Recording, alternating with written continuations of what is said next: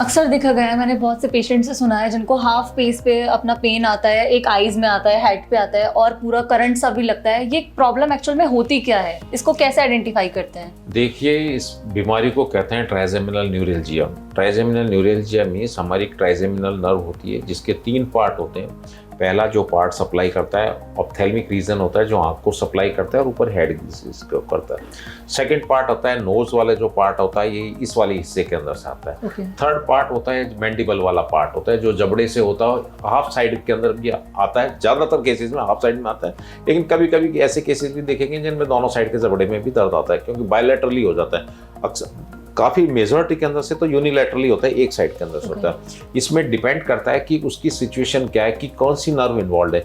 यदि ophthalmic nerve है तो आँख के अंदर से दिक्कत आएगी, उसको लाल हो जाना, आंसू आना, जलन होना, दर्द होना, आंखों के अंदर से जैसे सुई सी चुभना, नाक के अंदर से नाक का बंद हो जाना, नाक में स्टफीनेस आ जाना, किसी ने कुछ अंदर डाल दिया हो, बंद हो गया पूरा।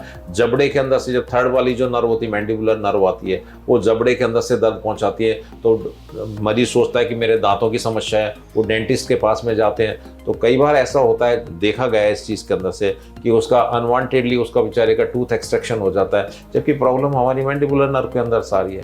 तो ये समस्या एक बहुत वैसी काफ़ी हद तक नहीं पाई जाती, लेकिन काफ़ी जो ओल्ड एज के जो पेशेंट्स होते हैं, यंग में भी पाई जाती है। लेकिन हर चीज़ का डिस्ट्रीब्यूशन है कि आपका कौन सी नर्व इन्वॉल्व है।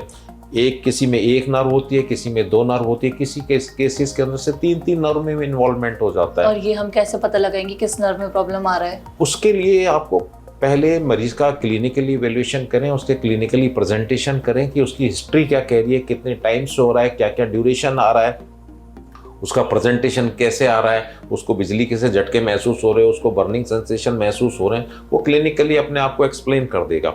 और उसके बाद में आपकी रेडियोलॉजिकल इन्वेस्टिगेशन होती है, आपकी MRI होती है, आपका CT स्कैन होता है, आपकी नर्व कंडक्शन स्टडीज़ होती हैं। उन स्टडीज़ को देख के हम असेस कर लेते हैं। जो डॉक्टर होता है, आपका न्यूरोलॉजिस्ट होता है, पेन फिजिशियन होता है, न्यूरोसर्जन होता है, वो सब चीज़ें, वो इस चीज़ के एक्सपर्ट होते हैं नसों के लिए। तो वो सबको एक्सेस कर लेता है और उसके देखने के बाद में बता देता है कि ये आपकी इस लेवल का हमारा इन्वॉल्वमेंट आ रहा है। क्या क्या पॉसिबल ट्रीटमेंट है कि हम इस प्रॉब्लम का बिना किसी ऑपरेशन के इलाज कर सकते हैं?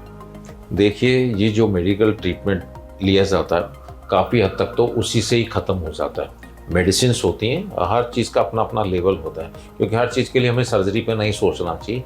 मेडिकल ट्रीटमेंट पे काफ़ी हद तक पेशेंट सही हो जाता है। यदि उसके बावजूद यदि उसको दर्द में आराम नहीं आ रहा, उसके सिम्टम्स में कोई रिलीफ नहीं आ रहा, तो कुछ पेन प्रोसीजर्स होते हैं जो मिनिमल इन्वेजिव टेक्निक से हम उस पर यूज़ करते हैं। उसके अंदर से पहले हमें डायग्नोस्टिक ब्लॉक लगाना चाहिए कि हकीकत में वो नर्व इन्वॉल्व है या नहीं है। उस डायग्नोस्टिक ब्लॉक के बाद में कंफर्मेशन हो जाता है ये नर्व हमारी इन्वॉल्व है, तो उसमें हम एक लाइसिस कहते हैं, ग्लिसरॉल राइजोलाइसिस, है ना। तो उसमें कुछ मटेरियल होता है, फिनॉल होता है, लेकिन अब तो उनको यूज़ नहीं करते। अब एक टेक्निक आई है जिसे हम राइजोटमी कहते हैं, रेडियो फ्रिक्वेंसी अब्लेशन से। तो उसमें जो हमारी जो नर्व जहाँ से ये हमारा जो दर्द आ रहा है, फ्लोरो गाइडेंस में देखते हुए मरीज को अंडर सीडेशन ऑपरेशन थिएटर के अंदर से ये सारा होता है, बड़ा सेफ्टी और सोफिस्टिकेटेड तरीके से होता है। उस जो नर्व का जो सिग्नल्स जो जा रहे हैं हमारे ब्रेन से जा रहे हैं, क्योंकि हर चीज़ ब्रेन से कंट्रोल होती है, उस नर्व को आइडेंटिफाई करके उसका जो पार्ट है उसको ट्रीट किया जाता है, उसको अब्लेट किया जाता है, स्टिमुलेशन किया जाता है। जो भी नर्व है, फर्स्ट नंबर की नर्व है, चाहे सेकंड नंबर की नर्व है, तीसरे नंबर की नर्व है। इसके अलावा दूसरा पार्ट जाता है बैलून डिकम्प्रेशन। इसी रास्ते के अंदर से, इसी तरीके से जैसे रेडियो फ्रिक्वेंसी अब्लेशन होती है, उसमें हम बैलून के द्वारा हम उस एरिया पे पहुंचते हैं जो हमारा गैंग्लिया होता है, और उस पर प्रेशर दिया जाता है। 1 से 1.5 मिनट का जो प्रेशर होता है, तकरीबन इतना देते हैं, और कुछ सर्टेन वॉल्यूम होता है। तो उसको करने के बाद में वो जो दर्द वाला जो पार्ट है वो आपका बिल्कुल ख़त्म हो जाता है। और उसका जो रिजल्ट है काफ़ी हद तक, radio frequency ablation, balloon decompression, they are very good procedures as far as the non surgical part है।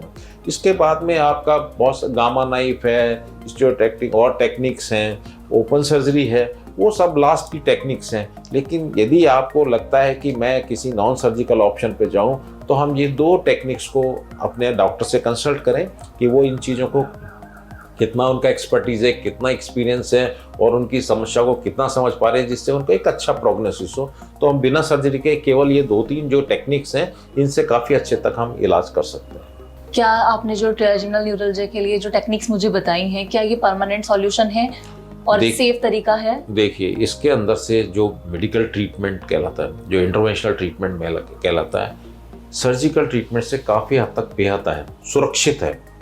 ये डिपेंड करता है कि डॉक्टर की एक्सपर्टीज़ क्या है और उसका एक्सपीरियंस क्या है। मेरे हिसाब से जो जहाँ तक मेरी जो नॉलेज है 15-20 साल का जो मेरा एक्सपीरियंस कहलाता है, एक अच्छा क्वालिफाइड पेन फिजिशियन या न्यूरोसर्जन इस चीज़ में बहुत अच्छे ढंग से आपका मैनेज कर सकता है बिना किसी खतरे के और सुरक्षित।